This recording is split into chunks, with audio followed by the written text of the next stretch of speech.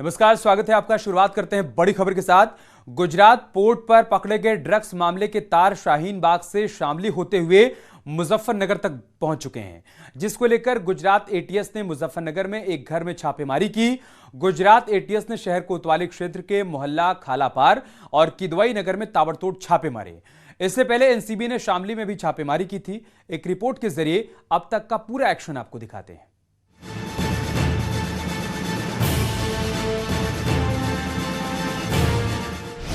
अफगानी heroin का Muzaffarnagar connection. अब रात हमारे यहाँ फिर पुलिस आई और वो पुलिस आके फिर उन्होंने पूछा हमसे, आके कहने लगे कि जो रख के गई थी उन्होंने कि ये वो जो सामान रख के गए थे हम वो सामान लेना है, वो सामान इनका है। तो मैंने कहा ले जाओ आप।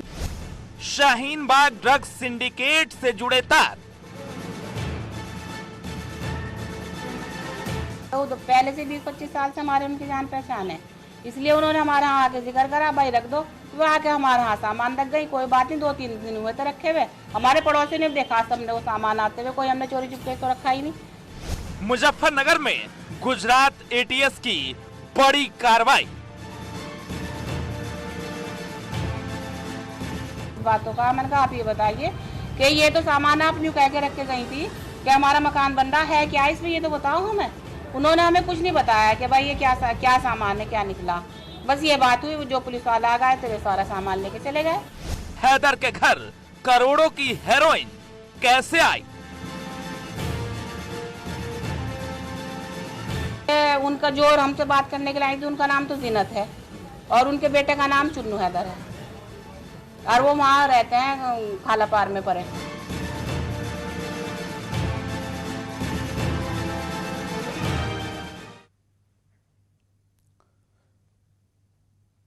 सूत्रों के मुताबिक मुजफ्फरनगर से एटीएस को भारी मात्रा में करोड़ों का ड्रग्स बरामद हुआ है।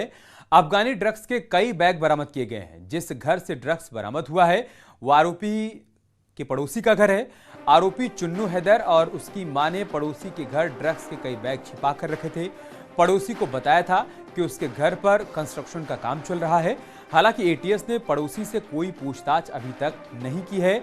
बड़ी बात यही सामने आई है कि करोड़ों का ड्रग्स हैदर ने अपने पड़ोसी के घर पर छिपा कर रखा था, जिसे एटीएस ने जब्त कर लिया है।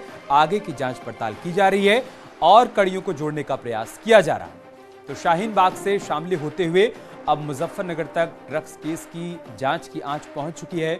बड़ा खुलासा यही हुआ है कि हैदर ने अपने पड़ोसी के घर में करोड़ों की ड्रग्स छिपा कर रखी थी, जहां पर एटीएस ने छापेमारी की, ड्रग्स को जब्त कर लिया है। साथ ही साथ हैदर और उसके अन्य साथियों से पूछताछ की जा रही है।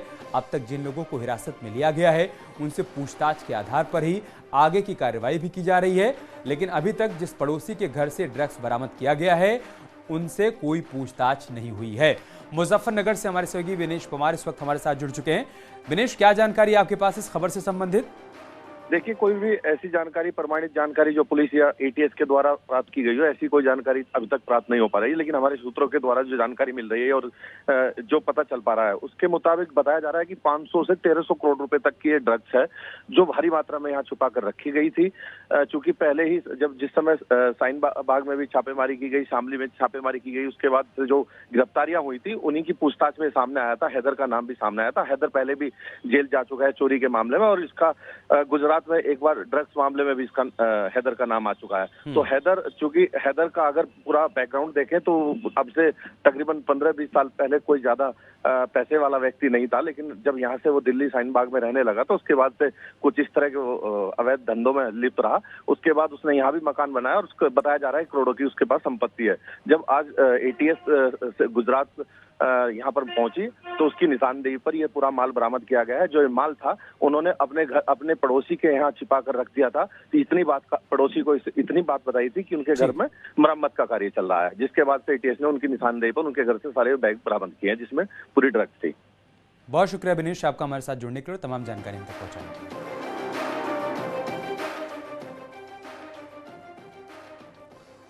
एक बड़ी खबर बाराबंकी से है, जहां पर छोटे भाई ने बड़े भाई की हत्या कर दी है। हंसिए से गर्दन पर वार कर पेड़ काटने को लेकर विवाद हुआ था और इस वारदात को उसने अंजाम दिया। अस्पताल में बड़े भाई ने दम तोड़ दिया है। आरोपी को गिरफ्तार कर लिया गया है। देवा थाना इलाके की घटना है। बड़ी खबर हम आपको बाराबंकी से बता रहे हैं। छोटे भाई ने इस वारदात को अंजाम दिया है, बड़े भाई की हत्या कर दी है। धारदार हथियार से हमला कर उसने इस वारदात को अंजाम दिया। दरअसल पेड़ काटने को लेकर विवाद हुआ था और उसी में उसने बड़े भाई की हत्या कर दी। इधर नोएडा में रोड रेस का एक खौफनाक वीडियो सामने आया है, जहां दो गाड़ियों की टक्कर होने के बाद दोनों कार सवार आपस में भिड़ जाते हैं और देखते देखते उनमें से एक कार सवार दूसरी कार पर चढ़ जाता है। उसके बाद क्या होता है, आप इन तस्वीरों में देखिए।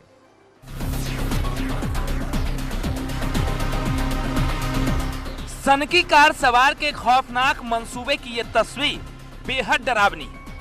ये तस्वीर नोएडा के महामाया फ्लाईओवर के पास की है, जहां सफेद कार में सवार आरोपी एक शख्स को कार से उड़ा देता है और फरार हो जाता है।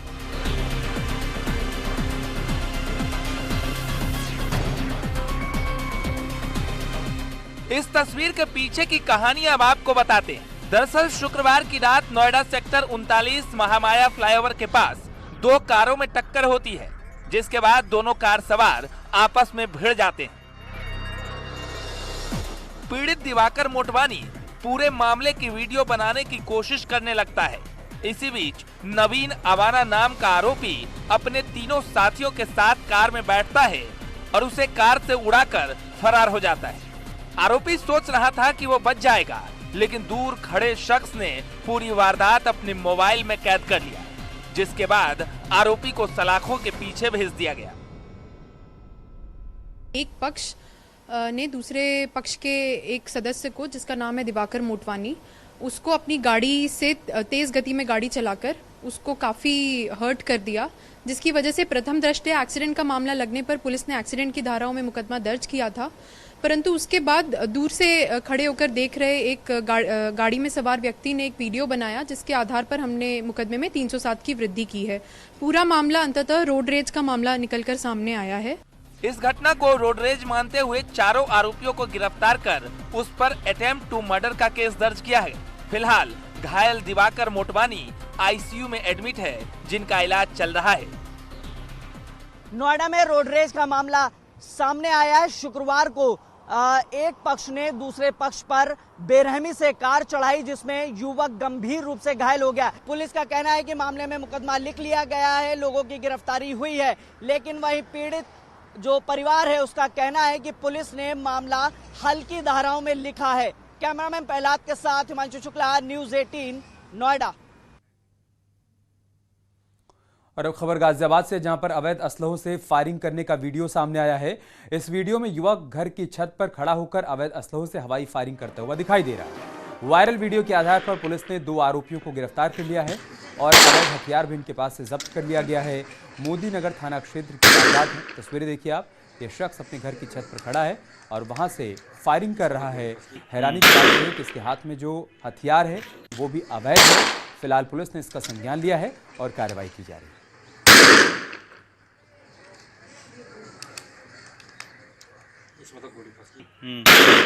सोशल मीडिया पर जो है तमंचे और पिस्टल से फायरिंग का एक वीडियो वायरल हो रहा है, जिसमें एसओजी देहात और थाना मोदी नगर पुलिस द्वारा दो अभियुक्तों निशांत और निखिल को गिरफ्तार किया गया है। उनके पास से एक पिस्टल, एक रिवाल्वर और दो अवैध तमंचे बरामद किए गए हैं। विधिक कार्रवाई प्रचलित है। इधर प्रतापगढ़ में पुलिस ने 5 लाख के इनामी बदमाश सभापति यादव से पूछताछ की है। बता दें कि सभापति को लाने के लिए प्रतापगढ़ पुलिस की 2 टीमें पश्चिम बंगाल के सियालदाह गई थीं। बंगाल में रिमांड प्रक्रिया पूरी होने के बाद प्रतापगढ़ पुलिस उसे लेकर यहां आई है। बता दें कि हाल ही में सियालदाह जीआरपी ने सभापति यादव और उसके भाई सुभाष यादव को कोयला व्यापारी से धोखाधड़ी के आरोप में गिरफ्तार किया था। सभापति यादव पर 41 और उसके भाई सुभाष पर 29 मुकदमे दर्ज हैं और वो लंबे अरसे से पुलिस को चकमा देकर फरार था। सभापति और उसके भाई पर प्रतापगढ़ पुलिस ने 5-5 लाख रुपए का इनाम भी घोषित किया। जनपद प्रतापगढ़ में थाना आसपुर देवसरा के ग्राम विनेका में 2 अपराधी, जिनका नाम सभापति यादव और सुभाष यादव है, इन पर 5 लाख रुपए का इनाम पूर्व में घोषित था। इनको जीआरपी सियालदा के द्वारा पिछले हफ्ते इनको अरेस्ट किया गया था, जिसकी सूचना जनपद में मिली और इसमें इसको सत्यापित कराया गया। वेस्ट बंगाल के अधिकारियों के साथ कोऑर्डिनेट किया गया और वहां से ट्रांजिट रिमांड बनवाकर पुलिस के द्वारा जनपद प्रतापगढ़ लाया गया है। नोएडा के गार्डन गैलेरिया स्थित लॉस्ट लेमन बार में मर्डर का सीसीटीवी फुटेज सामने आ गया है। आरोप के मुताबिक बाउंसर्स ने बार में पैसे के भुगतान को लेकर हुए विवाद के बाद एक शख्स की पीट कर हत्या कर दी थी। इस मामले में अब तक कुल 8 आरोपी गिरफ्तार किए जा चुके हैं। इस घटना के बाद पुलिस ने बार को सील कर दिया।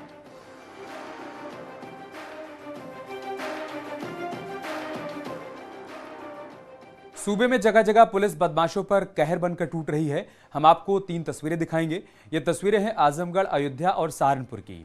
आजमगढ़ में बदमाशों के साथ पुलिस की मुठभेड़ हुई, जिसके बाद पुलिस ने 3 बदमाशों को गिरफ्तार कर लिया।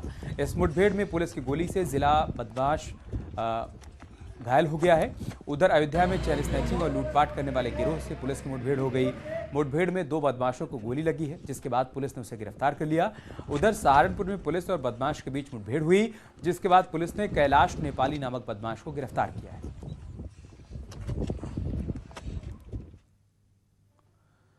रुक करते हैं आजमगढ़ का, जहां पर पुलिस की बदमाशों के साथ मुठभेड़ हुई। इस मुठभेड़ में पुलिस की गोली लगने से एक जिला बदर बदमाश घायल हो गया, जिसके बाद पुलिस ने उसे धर दबोचा। इसके अलावा पुलिस ने उसके 2 साथियों को गिरफ्तार भी किया है। इनके कब्जे से तमंचा, कारतूस, बाइक और 1 क्विंटल गोवंश जब्त किया गया है। पुलिस के मुताबिक घायल बदमाश अबुजर उर्फ पप्पू गैंगस्टर मामले में वांटेड था और जनवरी में उसे जिला बदर कर दिया गया था। फिलहाल उसे गिरफ्तार कर लिया गया है। गोकशी की सूचना पर घेराबंदी कर 3 अभियुक्तों को गिरफ्तार किया गया है। इस कार्रवाई के दौरान बदमाशों द्वारा पुलिस पार्टी पर फायर किया गया। पर्याप्त चेतावनी के बाद पुलिस बल द्वारा कंट्रोल्ड फायरिंग आत्मरक्षार्थ की गई, जिसमें एक बदमाश अबूजर उर्फ पप्पू को बाएं पैर में गोली लगी है। इसको उपचार के लिए जिला अस्पताल लाया गया है, जहां पर इसकी स्थिति सामान्य है। इसके साथ इसके 2 अन्य साथी नूर आलम व जोरार अहमद को भी पुलिस द्वारा मौके से गिरफ्तार किया गया है। इनके पास से भारी मात्रा में प्रतिबंधित मांस, 2 अवैध तमंचे 315 बोर के और परिवहन के लिए इस्तेमाल की जाने वाली 2 मोटरसाइकिलों को बरामद किया गया है। अयोध्या में पुलिस की चेन स्नैचिंग और लूटपाट करने वाले गिरोह के 2 बदमाशों के साथ मुठभेड़ हुई। नगर कोतवाली और कैंट पुलिस के साथ ही मुठभेड़ हुई। इस मुठभेड़ में बदमाशों के पैर में गोली लगी, जिसके बाद पुलिस ने दोनों बदमाशों को गिरफ्तार कर लिया। इन बदमाशों ने हाल के दिनों में लूट की कई वारदातों को अंजाम दिया। के पास बीती रात थाना कोतवाली नगर की टीम और थाना कैंट की टीम की अपराधियों के साथ मुठभेड़ हुई। इसमें 2 शातिर अपराधी गोकर्ण निषाद और राजेश निषाद पुलिस की गोली से घायल हुए हैं। इनसे पूछताछ में ये पता चला कि इन्होंने विगत दिनों 7 लूट की घटनाएं जनपद अयोध्या के विभिन्न थाना क्षेत्र और बाराबंकी के कोतवाली क्षेत्र में इन्होंने की है, जिसमें मॉर्निंग वॉक पर, विशेषकर मॉर्निंग वॉक पर निकलने वाली महिलाओं के साथ लूट की घटना इन्होंने कारित की है। एक बड़ी खबर मथुरा से है। अवैध हथियारों के साथ वीडियो वायरल हुआ है।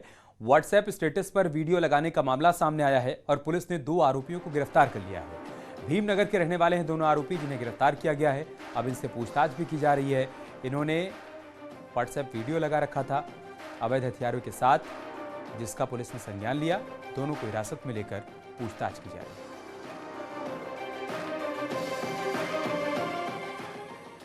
एक बड़ी खबर सीतापुर से है। आबकारी विभाग की बड़ी कार्रवाई यहां पर सामने आई है। 219 लीटर अवैध शराब बरामद की गई है। 4050 किलोग्राम लहन भी नष्ट किया गया है। गोमती नदी के किनारे शराब की भट्टियां चल रही थीं। आबकारी विभाग ने संदना थाना इलाके में अभियान चलाया और इस कार्रवाई को अंजाम दिया।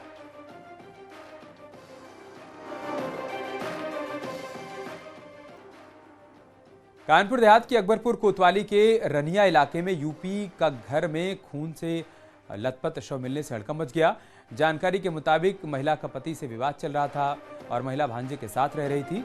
देर रात भांजे से महिला का विवाद हुआ, जिसके बाद महिला की भांजे ने ईंट से हमला कर हत्या कर दी। घटना के बाद से आरोपी भांजा गायब है, जिसकी तलाश की।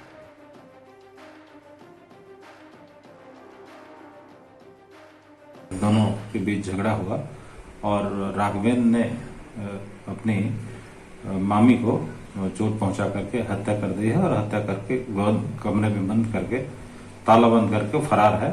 अभियुक्त की तलाश की जा रही है, नियमानुसार कार्रवाई की जा रही है।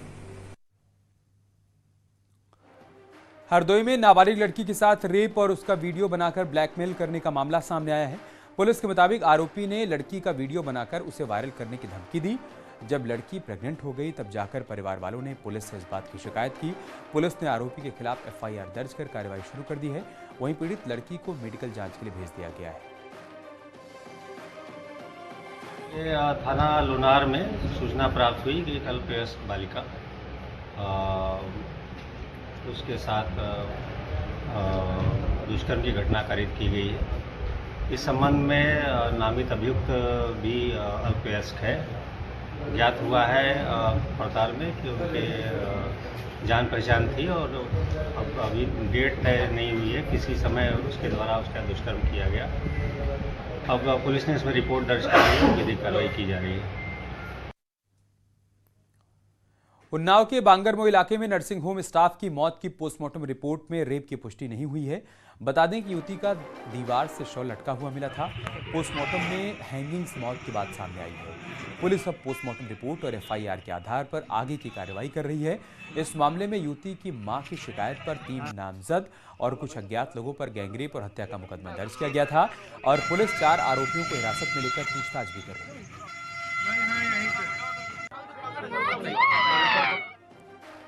हरदोई के पिहानी थाने में हिस्ट्री शूटर्स की लाइन लगी हुई दिखाई दे रही है।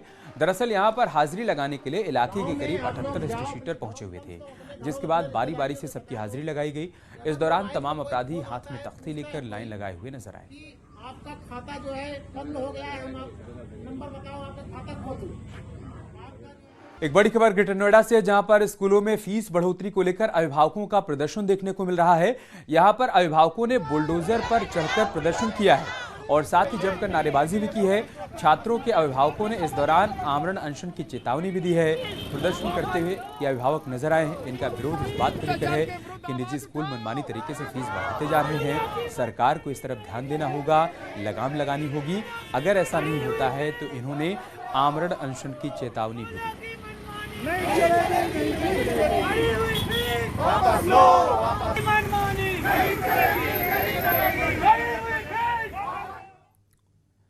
उत्तराखंड में जंगल धू धू कर जल रहे हैं। जंगल की आग इतनी विकराल हो चुकी है कि धुएं के कारण कई जगहों पर विजिबिलिटी बेहद कम हो गई है। मंत्री सतपाल महाराज का हेलीकॉप्टर शनिवार को उसके चलते उड़ान नहीं भर पाया। हालात ये हो गए हैं कि बीच के 3 साल को छोड़ दिया जाए तो जंगल की आग बीते 12 सालों का रिकॉर्ड तोड़ चुकी है। आग लगने की 1800 घटनाओं में 2900 हेक्टेयर क्षेत्र में फॉरेस्ट जल मत जाना में आ चुका है। अकेले 85 घटनाएं वाइल्ड लाइफ के लिए रिजर्व सेंचुरी और पार्कों में हो चुकी हैं। हालात ये हो गए हैं कि जंगली जानवर जान बचाने के लिए शहरों की तरफ भाग रहे हैं। ड्राई स्पेल रहने के कारण ये आग जो है इसका कंट्रोल होना ऐसी हालतों में बहुत ज़्यादा मेहनत का काम है और लगातार बढ़ने की संभावना है, इसमें दो राय नहीं है। लेकिन हम लोगों ने इसके लिए जो मैकेनिज्म बनाया है, पहली बार राज्य में डिस्ट्रिक्ट मजिस्ट्रेट को भी इन्वॉल्व किया गया है। जिले में जिलाधिकारी की अध्यक्षता में कमेटी बनी है, फॉरेस्ट फायर मैनेजमेंट कमेटी, जो और इसके अलावा पहली बार रेवेन्यू के लोग और पुलिस के लोग भी इसमें इन्वॉल्व किए गए हैं कि ताकि जल्दी से जल्दी इसमें कंट्रोल किया जा सके। वन विभाग का आंकलन है कि पिछले 2.5 महीने में जंगल की आग के चलते उसे 74 लाख रुपए का नुकसान हो चुका है। तो इस दौरान आग बुझाने के प्रयास में उसके 6 कर्मचारी भी झुलस गए। पूरे प्रदेश भर में एक कर्मचारी समेत 2 लोगों की जंगल की आग की चपेट में आकर मौत भी हो चुकी है। हालात पर काबू पाने के लिए अब सभी फॉरेस्ट डिवीजन को फायर वॉचर की संख्या बढ़ाने के निर्देश दे दिए गए हैं। तो डिस्ट्रिक्ट एडमिनिस्ट्रेशन और वन पंचायतों से भी लगातार संपर्क साधा जा रहा है। कैमरा पर्सन दीपक उपाध्याय के साथ सुनील नौप्रभात, न्यूज़ 18 देहरादून। खाद्य सुरक्षा की विजिलेंस की सूचना पर FDA ने देहरादून में आज सुबह कार्रवाई की। कार्रवाई में टीम ने 700 किलो नकली पनीर और 100 किलो नकली मावा पकड़ा है, जिससे आरोपी अमरोहा और रामपुर से लाकर देहरादून की डेयरियों में बेच दिया करते थे। FDA की टीम ने पकड़े गए सामान का सैंपल लेकर रुद्रपुर टेस्टिंग लैब के लिए भेज दिया है और नकली मावा पनीर को नष्ट कर दिया गया है। अधिकारियों का कहना है कि नकली मावा पनीर स्वास्थ्य के लिए हानिकारक है, जिस पर कार्रवाई की गई। हाँ? रामपुर से। अच्छा, कहाँ बेचना था? देहरादून। क्या है इसमें? ये तो मालूम नहीं, तो क्या लेके आ रहे हो कि जो बेचना था? वो तो सर उन्हें पता है क्या है। अच्छा, तुम्हारे पास तुम्हारी गाड़ी तो गाड़ी से मतलब है सर, हमको MDA की आज हम यहाँ मिलके जो है इसमें कार्रवाई कर रहे हैं। जो पनीर जो है फिलहाल बाहर से आ रहा है यहाँ देहरादून में और सिटी के अंदर यहाँ जो है डेयरियों में और होटलों में जाता है, इसको लेके हम कार्रवाई कर रहे हैं। इसकी सैंपलिंग कर रहे हैं और आज लगभग ये 200 केजी पनीर है इसमें, और इसमें से हमने सैंपल लिया है जांच के लिए और इसमें हमें खाद्य सुरक्षा मानक एक्ट के तहत विधिवत कार्रवाई कर रहे हैं। देखिए, अभी हमने 2 कार्रवाई की हैं। एक में करीब हमें 2 से 2.5 कुंटल जो मिला है और ये दूसरे वाले में इसमें करीब हमें ये आइडिया लग रहा है कि ये भी करीब 4 से 5 कुंटल पनीर है। इसको जांच हेतु भेजा जा रहा है और इसको तत्काल प्रभाव से इस तरीके से कोशिश की जा रही है कि लैब से भी ये रिक्वेस्ट की जाएगी कि इसकी रिपोर्ट जो यार रुक रहे एक छोटे से ब्रेक के लिए, जल्द लौटेंगे कुछ और खबरों के साथ।